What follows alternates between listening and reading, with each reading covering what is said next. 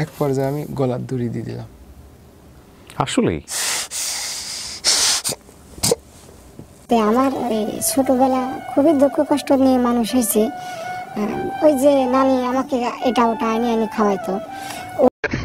সেই স্বাদ, তাই এত স্বাদকে ভাইরে ভাই, এই লোকটা কি ভিডিও করার সময় তার কি ব্রেন মাথায় থাকে নাকি পুটকিতে, আমি বুঝি না।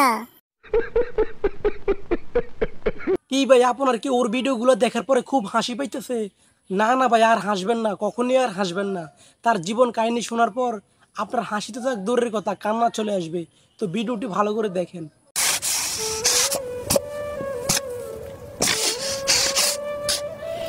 আমরা শুধু মানুষদের অল্প কিছু জানি, ভেতরের গল্পটা কি জানি। কত মানুষকে হাসিয়েছে সবজি খেয়ে, কত কিছু খেয়ে, কিন্তু এটার পেছনের স্টোরিটাকে আমরা জানি। দুঃখ দিয়ে যাদের জীবন গড়া তাদের আবার দুঃখ কিসের?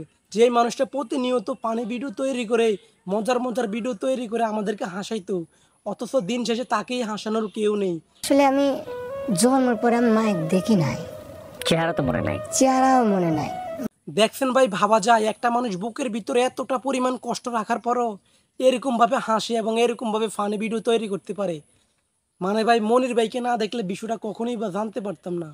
মানে মাও আমাকে ওইভাবে মানে একটা আছে না যে বেটা বিলে একটা আপন করে হাসি হুসরি লিয়া, বা আমি একটু মা বলে একটু কাছে তার ভিড়বো বা জড়া দিব, ওই জিনিসগুলো আসতেছে না। ওই জিনিসটা আমার আসতেছে না। আমি এক নজর ভাবে আমি তাকায় আছি, যা আমি ভিতর থেকে ভাবতেছি এটা কি আমার মা।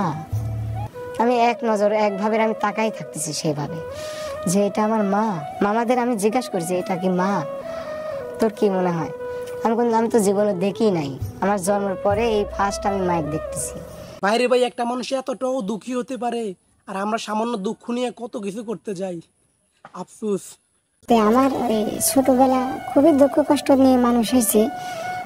ওই যে নানি আমাকে এটা ওটা আনি খাওয়াইতো, ওই টাইমে আমার ওই কাঁচা তরকারি আমি খাইতাম।